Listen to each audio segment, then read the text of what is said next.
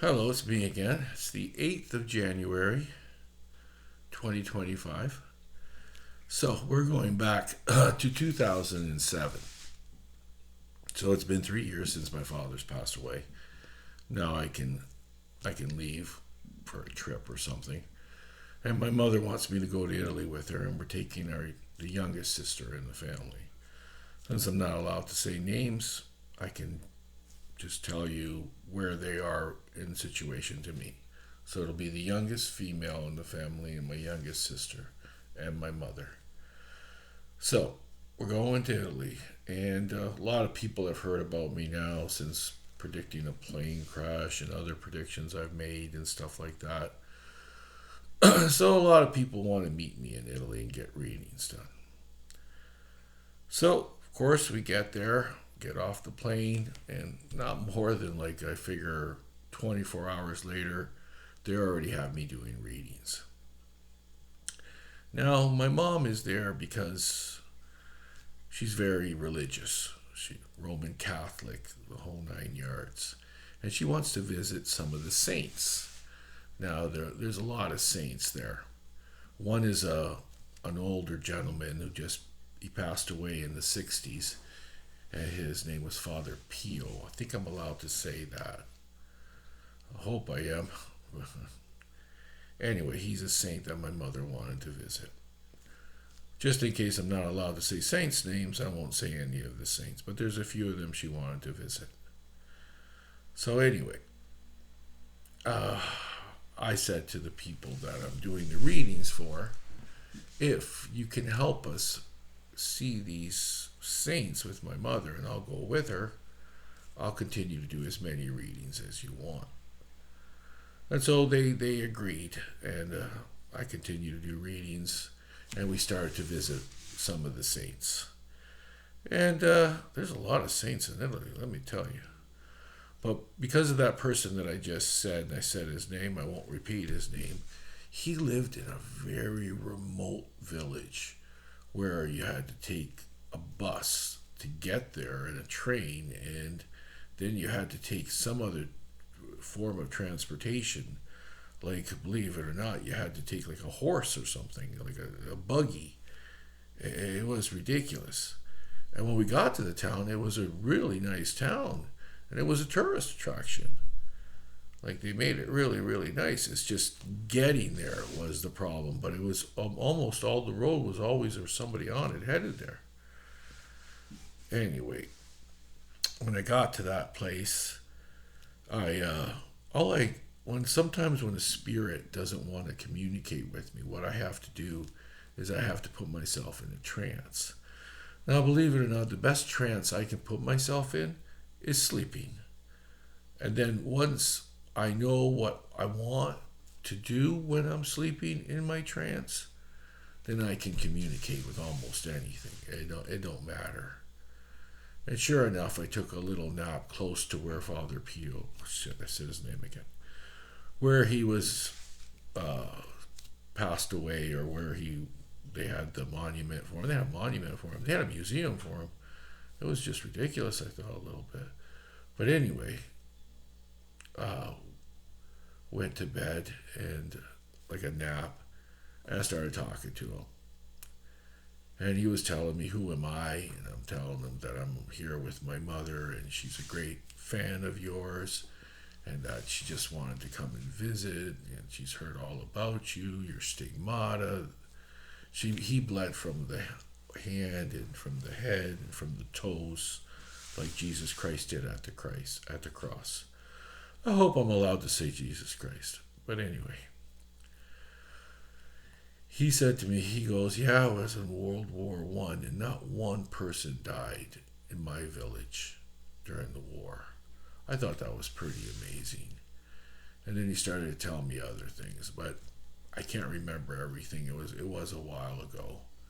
And we talked for about the whole time I was taking my nap. And once I finished my nap, I told my mother. And she believed in me, and she understood that I can talk to spirits. And she was really grateful that I communicated with them and then relayed the message to her that he is very happy that she came to see him over here, and that it was very, very, very, very nice because it was a long, long trip. And he asked also, how was the trip and was it hard to get there? I said, yes, it was very hard to get here. I don't think I've ever taken a buggy, and so I don't think I ever took a buggy to get somewhere. That's a horse carriage. But anyway, we did have fun there. The food was amazing. My mother was so happy. So, as this story goes on, Italians are a little bit strange sometimes. And, you know, I find the questions that they're asking on the readings were a little bit out there. But this one, I've got to say, three of them asked me how they're going to pass away or when they're going to pass away. And I said, die? I go, I really don't like to do that. Being born the same day as my mother, I'm able to do two things very, very, very well. I can tell a baby's going to be born, and I can tell when that baby is going to die. Or any person, or anything. Which kind of sucks in a way, because who wants to know when they're going to die? I don't even want to know when I'm going to die. But anyway, they were helping us doing this thing with the saints. And I asked my mother, and she goes, yes, Italians are a little bit different. I said, what do I do, Mom? And my mother told me, says, 3 days before we leave, you do the 3 readings on the 3 people that want to know when they're going to pass away. And I said, okay, that sounds pretty good. That's what I'll do. So I picked the 3 people. 2 were uncles, and 1 was my uncle's cousin on the wife's side, so really no relation to me at that point, or is not a relation to me. She's an elderly lady. So we'll start first with the one uncle. He's married to one of my aunts, of course, would have to be. And the other uncle is one is on my mother's side, an uncle, and one is on my father's side, an uncle, and they're both married to my aunts. And then the uncle on my mother's side's friend, which is no relation. So let's do the uncle on my mother's side, which is an older lady. So I did the reading on her. And I told her, I said, listen, a year from now, don't cross the street for a week. I know it's a long time to stay home, but I couldn't get the time zone 100%.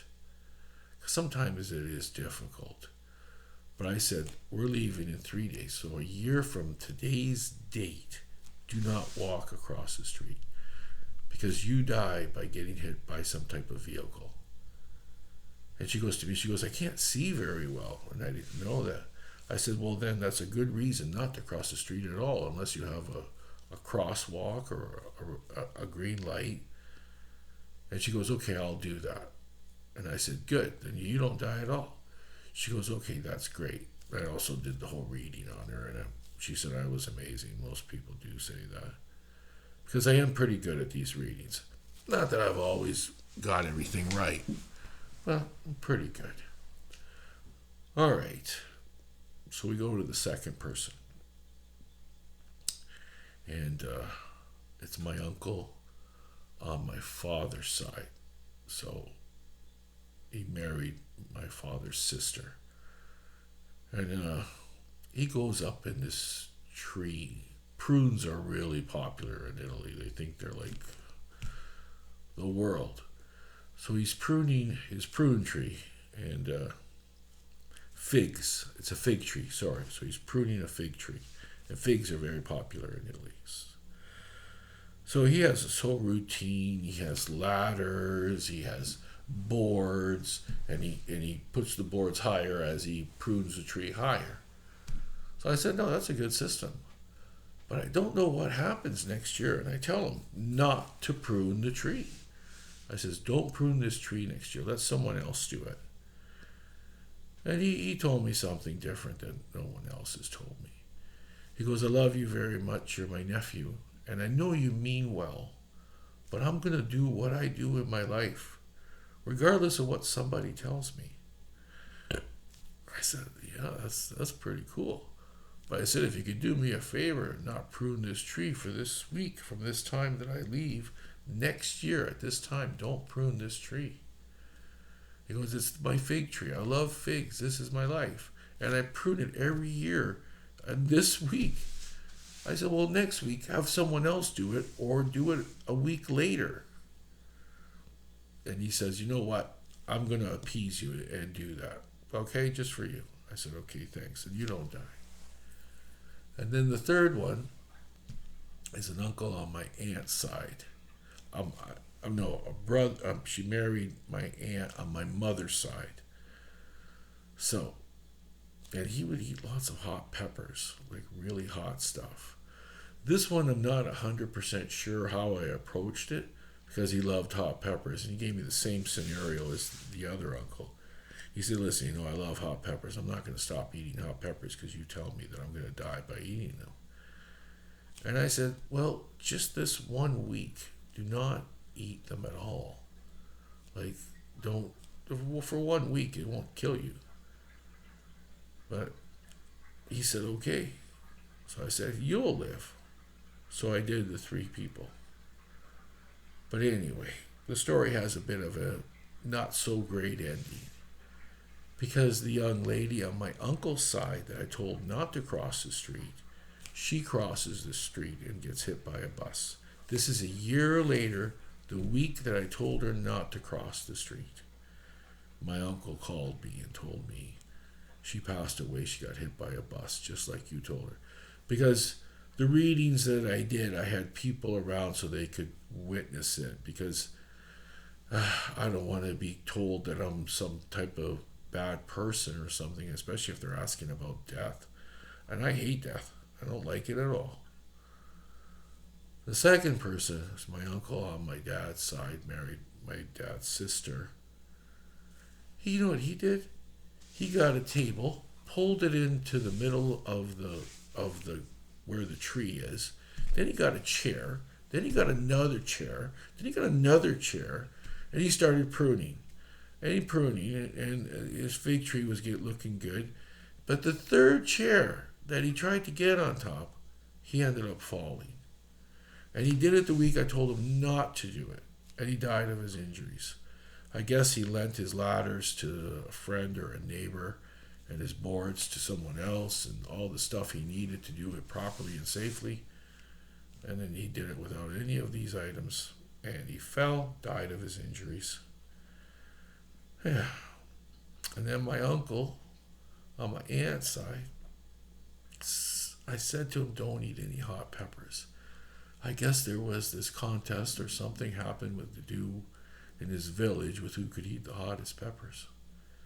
And sure enough, he ate the hottest peppers and he passed away. Now, at this time, now everybody thinks I'm some type of devil or demon. But I also made predictions about children being born and people getting married and some really happiness stuff.